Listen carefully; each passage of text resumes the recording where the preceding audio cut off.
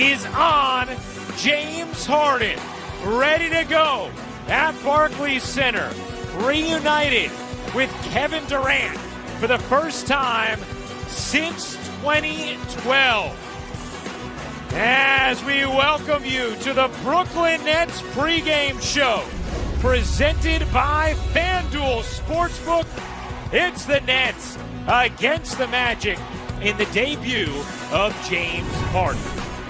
Hey everybody, Ryan Rucco alongside Michael Grady. Happy to welcome you to Brooklyn and Barclays Center. Richard Jefferson joins us from his home in Los Angeles. It is official. James Harden is a Net, and he will start tonight for Brooklyn. So what do the Nets get when it comes to James Harden? Well, they get a lot. The 2018 NBA MVP, the scoring champ each of the last 3 seasons, 7 times All-NBA, an 8-time All-Star, 25.2 career points per game, 6th in the NBA since the merger.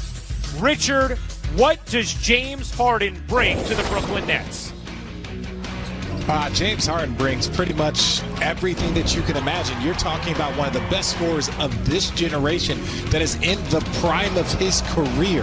Yes, he wasn't able to take Houston to the promised land, but it was not for a lack of production. His ability to score, his ability to play one-on-one, hit difficult threes, his step back, his movement, his ability to get down the lane, get free throws. James Harden.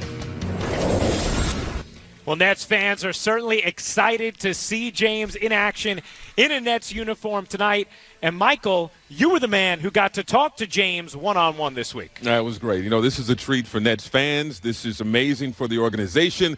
But this is huge for James Harden. You went through all the accolades and things that he's accomplished in his career. 8-time All-Star. He has been a 3-time scoring champion, MVP. He's led the league in assists. I mean, the guy has done it all but win an NBA championship. And he not only wanted, he insisted, he demanded that he pursue that NBA championship with the Brooklyn Nets. I had the opportunity to have a one-on-one with him yesterday. Well, James, first things first, describe your emotions when you found out the deal to Brooklyn had finally gone through. Man, I was excited just for the opportunity. Obviously playing, in New York is just unbelievable. And then reuniting with KD, having a chance to play with Kyrie Irving, coaching staff, the players on the team, a fresh start. It's just exciting, and I'm really excited to be here. What will this transition be like for you as you get, acquainted with the system, how guys play, and getting a rhythm with the guys out there on the floor? Hopefully it's pretty smooth. I pretty much know the offense and defensively the schemes and what we're trying to accomplish. Personnel-wise, I pretty much know everyone on the team and what they like to do and how they can impact the game. For me, my job is to go out there and help them be a little bit better than what they already are. And if I accomplish that, then we have a legit chance. So it's pretty much a smooth transition. Everybody has questions about fit. Of course, you keep getting asked about that. You wanted this. How do you envision this all working out in these styles and these personalities coming together? When you have elite talent and you're worried about fit, I feel like that's a very good problem to have. So we'll figure that throughout the course of the year. And I think for all of us, from top to bottom, I think the ultimate goal is to win games. In recent history, past history, when you talk about, big threes that have achieved the ultimate goal, what kind of sacrifice have you seen with those groups in the past that it took to win a championship? I'm not sure exactly. I think even you look at that Miami situation where, LeBron and Chris Bosh going to Miami with Dwayne Wade and Dwayne Wade being the bigger man and taking that backseat and kind of letting LeBron run the show was one of the biggest sacrifices I've seen. So, ultimately, if you want to get to where you haven't been before, you got to sacrifice, and I think that's what we're willing to do. Those guys have obviously won championships before, and I haven't. So, that's why I'm here. Well, let's get into that. Describe your desire, that fire inside of you to win an NBA championship. I'm locked in. I'm very, very locked in. That's all I'm going to tell you. Describe your relationship with Kevin Durant and that connection you guys have. We've been knowing each other for a very, very long time. He's been playing basketball, at the highest level you can play, and just, we're like brothers. Talk about everything. He's there for me, I'm there for him.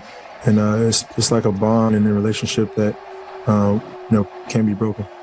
Everybody's excited to see what this group is going to look like together. I know it's a grind. I know it's a lot of work. But how hyped are you to see what this group can achieve together? We'll show you tomorrow. Lastly, give me your message to the fan base. Your message to the fan base. Again, it's unfortunate they're not be able to fill the stands there at Barclays Center. But what is your message to the fan base as you get ready to embark on this journey? Brooklyn, it's the Beard. Happy to be here. And this year's going to be a show. It's going to be a movie. Stay tuned. Gotcha. Appreciate you. James Harden said it. If you have multiple superstars and you're worried about fit, that is a good problem to have. I saw him out there warming up on the floor. Looked really good. The team wearing their tie-dye throwback jerseys. Once again, he's going to be rocking number 13.